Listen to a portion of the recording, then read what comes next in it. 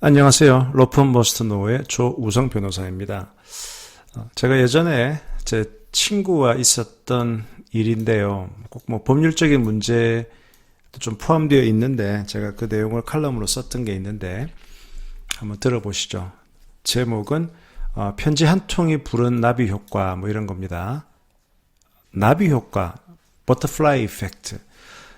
나비의 날개짓처럼 작은 변화가 뭐 폭풍과 같은 커다란 변화를 유발시키는 현상을 말하는 기상학 용어인데요. 요즘은 어떤 행위가 당초 의도하지 않은 결과를 낳는 것을 의미하는 말로 쓰이기도 하죠. 의도하지 않은 결과를 낳는다. 인생살이가 그런 거겠죠. 계획한 대로 결과가 나오는 경우보다는 그 반대의 경우가 더 많은, 뭐 나쁜 나비 효과도 있고 좋은 나비 효과도 있겠죠. 기억에 남아있는 나비 효과의 훌륭한 사례 하나를 떠올려 봅니다. 자, 오래전 일입니다. 10년도 더 됐어요. 자, 조 변호사, 이 설 대목 전이라 많이 바쁘지? 한 30분만 시간 내줄래? 긴히 의논할 일이 있어서 말이야. 제 친구 대협이, 물론 가명입니다. 하하, 이 친구 또 전화 왔네. 이번에 또 어떤 창의적인 일을 갖고 오려나. 이 친구와의 인연을 한번 떠올려 봅니다. 변호사 생활을 시작한 지 한 3년쯤 되었을 때 누군가 소개로 그 대회비를 만났어요. 홍콩에서 조그맣게 IT 업체를 했었는데 이게 미국 펀드에 인수가 되면서 꽤 큰 돈을 벌었습니다. 그래서 그는 홍콩과 한국을 오가면서 다양한 거래를 성사시켰죠. 나이가 저랑 동갑이라서 또 인물도 좋고 성격도 좋은 아주 호남형의 성공적인 청년 사업가였습니다. 또 아주 아리따운 전문직 여성과 결혼해서 정말 남부럽지 않은 인생 행로를 가고 있던 그였어요. 저는 이 친구 대회비에 의뢰가 있을 때마다 계약서 검토 또 거래 협상과 관련된 조언을 해줬죠. 자, 그런데 행복이 한꺼번에 너무 많이 주어지자 하늘이 시샘을 했었을까? 한 번에 과감한 투자가 이게 실패로 끝나면서 대회비는 그동안 모았던 재산을 날렸고 그것에서 플러스 빚더미 위에 올라앉게 되었습니다. 야, 사업 그거 무섭다라는 어른들 말씀이 실감이 났습니다. 진짜 상당히 주목받던 또 모든 사람들의 그 부러움을 사던 그 젊은 사업가에서 졸지에 실패한 거품 벤처인이 되어버렸죠. 근데 큰 물에서 놀던 친구라 그런지 그 상황에서 기는 죽지 않더라고요. 빚 갚으라는 채권자한테 아니 내가 잘 돼야 사장님 빚도 갚을 수 있지 않겠습니까? 닥달하지 말고 힘을 좀 주세요. 힘을. 이러면서 너스레를 떨곤 했죠. 하지만 저를 만나서는 솔직한 속내를 털어놓았죠. 와이프가 고생이지 뭐. 와이프 명의로 신용카드 7개 만들었는데 그중에 내가 6개를 쓰면서 돌려막기 하고 있건데 이 천하의 박대회비가 이게 무슨 꼴이지? 한 방만 말이야. 제대로 터지면 한 방만. 그 대협은 새로운 비즈니스 기회를 찾기 위해서 동분서주했습니다. 이런 말이 있죠. 한번 창공을 날아본 사람은 진흙탕에서도 시선은 창공을 향한다. 대협이가 꼭 그랬어요. 제 바람 같아서는 작은 일부터 성공시켜서 차근차근 재기의 발판을 다져가면 좋으련만 한때 좀 큰 딜을 해봤던 친구이기 때문에 100억 미만의 딜은 아예 거들떠 보지도 않는 거예요. 한판 뒤집기를 꿈꾼 거죠. 그러다 보니 제게 상담을 의뢰하는 프로젝트들은 하나같이 황당하거나 위험성이 큰 것들이었어요. 대협이 그런 식으로 소위 헛발질을 한 지도 2년이 접어 들어가는 시점이었어요. 그때가. 자, 과연 오늘은 또 어떤 프로젝트를 가지고 날 찾아오는 걸까? 자, 회의실에서 마주한 대협이는 여전히 자신감에 차 있었습니다. 조 변호사, 근데 이거 니콜라 2세 알지? 니콜라 2세. 러시아 마지막 황제 말이야.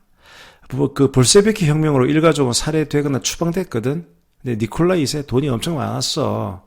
보물도 엄청 많았고, 그래서 그 친척과 신하들이 니콜라스 2세의 막대한 금과 보물들을 빼돌린 거야. 니콜라 2세. 저는 좀 표정 관리에 애를 먹었습니다.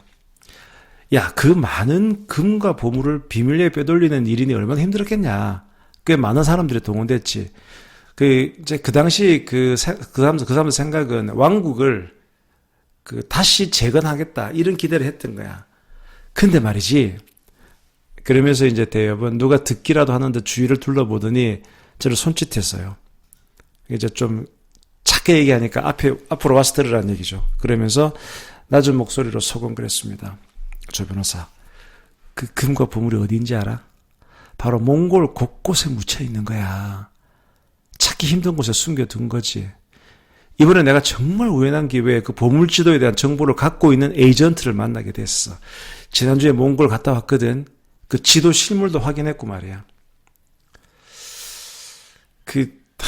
지난번에 대여비가 이제 그 등소평 비자금 프로젝트 이런 한번 얘기했다가 그것도 황당하게 끝났는데, 그거랑 이 니콜라이 2세란 건 뭐 제가 볼 때 50보 100보 같았거든요.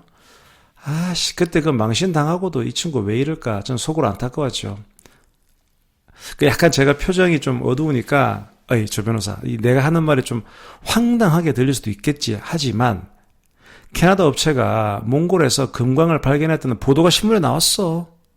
바로 그 니콜라이 2세 보물 중에 일부를 찾은 거야.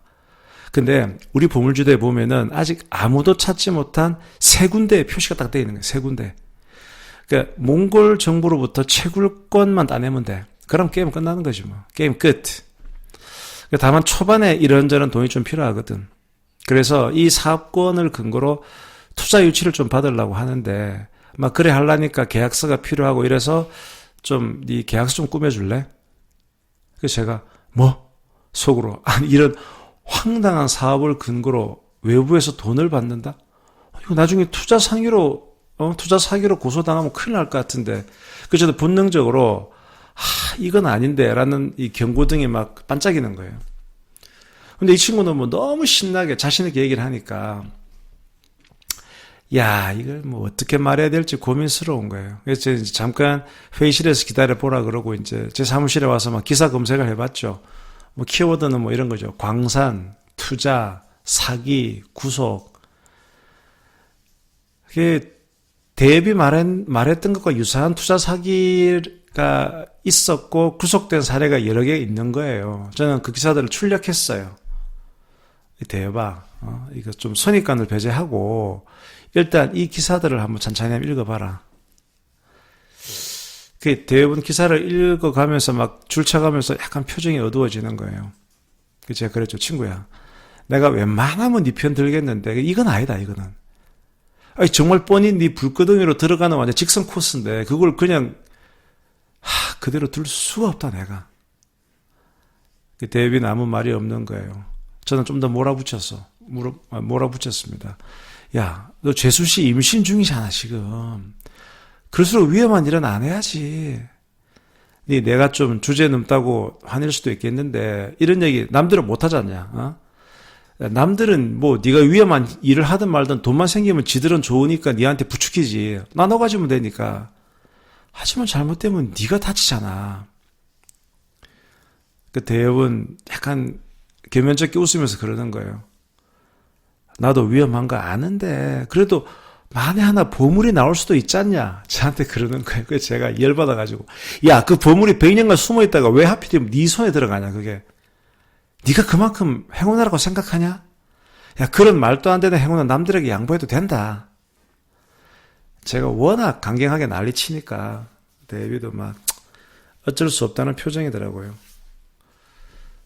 그때 이제 대비한테 전화가 걸려왔고, 대엽은 잠깐 통화하고 오겠다 그러면서 또 담배 하나 피고 오겠다 그러면서 나가더라고요.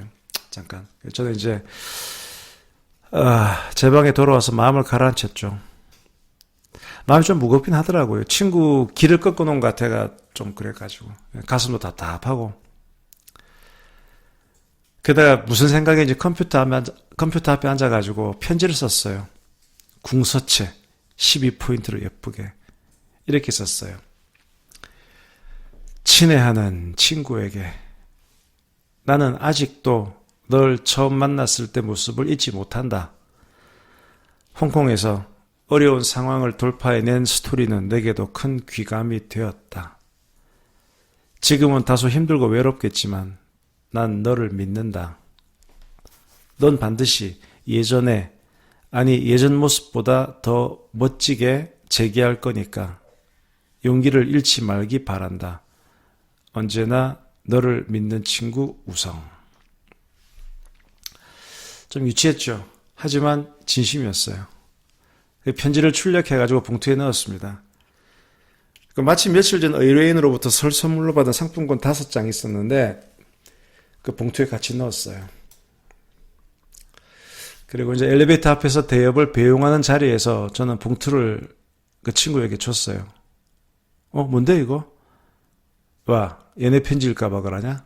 설인데 재수 씨한테 선물 좀 사드려. 체면 좀 세워야지, 안 그래? 야, 뭐 이런 걸 주고 그러냐? 사실 대엽이는 잘 나갈 때 항상 남에게만 퍼주기만 했거든요. 그래서 이 뭐 받는 거를 익숙치는 않았어요. 되게 어색하게 받아가더라고요. 근데 그 후에 대엽으로부터 더 이상 그 몽골 금광 프로젝트, 니콜라이 프로젝트는 들을 수는 없었습니다. 자, 근데 그 후에 한 6, 7개월 사이에 이 대엽이에게는 드라마틱한 변화가 찾아왔어요. 예전에 대엽이한테 신세 졌던 후배가 괜찮은 M&A 프로젝트를 갖고 왔고, 대엽은 본인의 능력을 10분 발휘해서 그 거래를 멋지게 성공시켰어요. 연이어 2-3개의 M&A 거래를 이뤄내면서 그 짧은 기간에 다시 수면 위로 떠올랐어요. 역시 도깨비 같은 친구예요. 저는 이 친구의 활약상을 신문을 통해서 접했어요. 제가 그 친구를 그때 만난 게 설날이었는데 시간이 흘러서 이제 추석이 거의 다 된 거예요. 추석을 앞둔 어느 날 저녁에 정말 오랜만에 대엽이가 전화를 걸어온 겁니다. 술 한잔 먹고 취했더라고요. 당장 사무실 앞으로 내려오래요. 전 내려갔죠. 야, 오랜만이다. 연락 못해 미안하다. 그러면서 이제 대엽은 잠깐 같이 걷자고 하더라고요. 그래서 이런 얘기 하는 겁니다. 야, 내가 진짜 너한테 고마워할 일이 좀 있어. 근데 말이야, 좀 폼나게 인사를 하고 싶어서 좀 참았다. 뭔 얘기인지 궁금하지 않냐? 당연히 궁금하죠. 뭔 얘기길래. 자, 그 몽골 금관건으로 저를 만나러 온 그 당시에 그 대엽이의 와이프는 대엽이한테 이혼 얘기를 꺼낸 상황이었어요. 단순히 뭐 남편이 경제적으로 뭐 사업이 안 돼서 어려워진 그 문제가 아니고 계속 허황된 무언가를 찾아 헤매니까 남편이 그 모습이 지쳐버린 거예요. 근데 그런 상황이다 보니 대엽이는 또 더 큰 한방을 찾아서 뛰어다녔고 뭐 그런 악순환이었죠. 그런데 그날 저를 만나고 난 뒤에 대엽이는 집에 가서 이제 제가 쓴 편지하고 그 상품권 그 10만원짜리 5개니까 50만 원이었는데요. 그거를 와이프에게 탁 내놓은 거예요. 근데 대엽이의 와이프는 뭐 상품권도 상품권이지만 그 편지를 보고는 한참을 말없이 있더니 이렇게 얘기를 하더란 거예요. 당신 친구도 이렇게 당신을 믿어주는데 가족인 내가 참 미안하네. 이렇게 말하면 울먹이더라는 거예요.